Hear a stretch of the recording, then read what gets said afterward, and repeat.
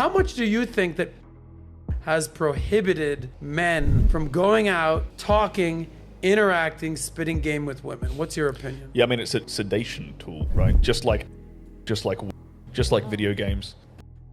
I'd lump that all into the same category, right? It's escapism, takes you away from having the reality of life, of having to go through challenges and obstacles and adversity to get what you want. It's immediate gratification. Yeah, taking the easy way out. Yeah, Why go out there, meet a girl, talk to her, get rejected, spend money, the date didn't work out, it's like, I could just jerk off. And it's programming yourself to avoid delayed satisfaction, right? Because that's one of the number one skills of a successful entrepreneur as well. It's like their ability to delay gratification, right? If you can prolong that gratification as long as you need to see the end goal, that means like every day I'm working towards this goal and I'm not necessarily getting any positive feedback at all, but eventually, bang, I get a big payout at the end of it. That is what you need to do to get success in basically everything, is that consistency, that delayed gratification, right? And you're training your body to completely avoid that if you're just sitting there fapping off to porn all day. Why step one, stop fapping? Right. How does that help you in the long run? Well, for a start, it's going to start to re-establish the correct sensitivity for your dopamine receptors. If you're jerking off all the time, your dopamine receptors are kind of set to a 10 out of 10 by default. So there's nothing that's kind of really going to be exciting and stimulating enough for you in the real world, right? So, okay, we wean off of that. We can reset that back to its natural, normal level. And then magically, because it's all related to dopamine, magically you become more motivated to hit the gym. You actually become more motivated to start building your business. All these things are positive knock-on effects from stopping that one habit. Now, is it stopping that, or is it stopping watching porn and doing that? That's actually a very good question. I'd say they're related. I'd say it's with the porn side of things, it will be an overstimulation of the dopamine receptors, and you can screw up like you're exposing yourself to blue light a bunch, particularly if you're fapping in the evening, right? Those are the problems there. I find it so interesting that you've been in the industry, made money, had sex with a lot of women, porn, on camera, the whole thing, but it's almost like you're an advocate for men not watching porn. Basically. How do you handle those complete different outlooks? And when did you come to that conclusion? Was it during your time there? Was it after? Like, when was your turning point? That's a really, really good question. Yeah. Matt wants to know. I'm very glad you asked that, because so I was in porn, and then people started DMing me. Guys would DM me here and there about advice, right? Like, I'm having a problem with this. Can you help me out? Blah, blah, blah. And that eventually pushed me in the direction I'm in now. And it just got to this point where I just saw so many guys had a problem. They needed help. And they had so many guys have a problem with porn now. And it wasn't even on my radar, honestly, when I was in the industry.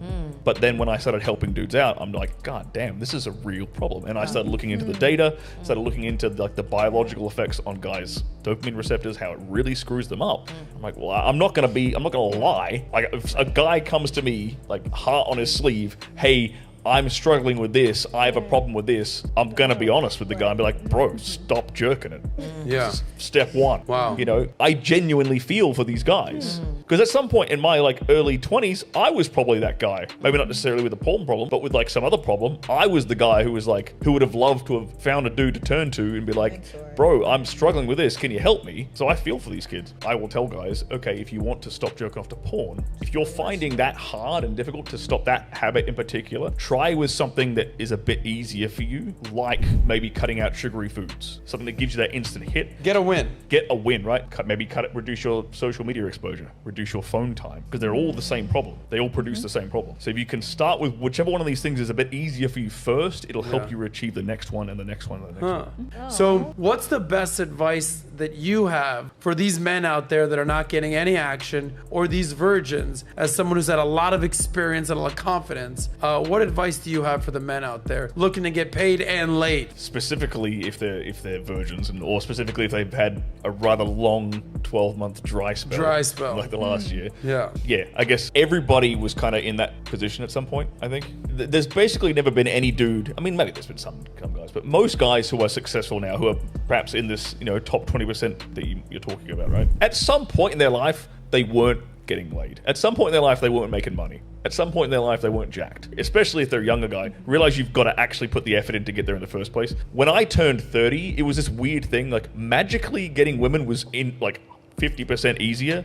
Like the day I turned 30. It was weird. I couldn't rationalize it at the time. I kind of understand it now. Yeah. But then I was like, wait a minute. Like from 25 to 30, it was like I was putting in twice as much effort for the same results. And the moment I turned 30, it was magically easier. What do you think you owe that to? I mean, just getting better in business, hitting the gym more, all these things compounding. Yeah. Over years, eventually, bang, I'm seen now as a mature, successful man by my potential dating options, right? By all these women out there. So if you're younger, especially, don't beat yourself up over it. You know, if you're younger dude, not getting laid, go for the cougars is like a practical piece of advice. Right. Seriously, that's what I did in my early 20s. Go for the cougars, man. Like they're thirsty. They're looking for dudes, you know? And you're the guy they're looking for. So how do you boost your confidence, and what recommendations, advice do you have for men out there to level up their confidence? Well, just personally, for me, like my self-esteem always increases when I'm doing the right things, when I'm doing the things that I know I should be doing daily. Right, okay, so have I hit the gym today? Have I eaten like a pig, or have I eaten like stuck to, you know, a healthy diet? Have I made a good business investment today? Or have I worked on my business, done something effective in my business today? These little micro actions every day, for me at least, they compound over the course of weeks and months and years into building up my self-esteem and building up my confidence in all areas of my life, right? And confidence bleeds over too. So if you're a guy who's really competent, say, with finances, that tends to allow you to walk around a bit more cocky when you're in the bar. You got a bit more swagger to you.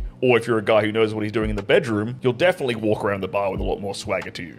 So confidence isn't just isolated to one particular field. If you're competent in one thing, that can bleed over into at least having the self-belief to pursue other things and get better at those as well. Now give me the flip. Let's say you're great at marketing, but have a shit product. What's your advice there? Okay. If a dude is actually great at marketing, but his product shit, that they get laid all the time.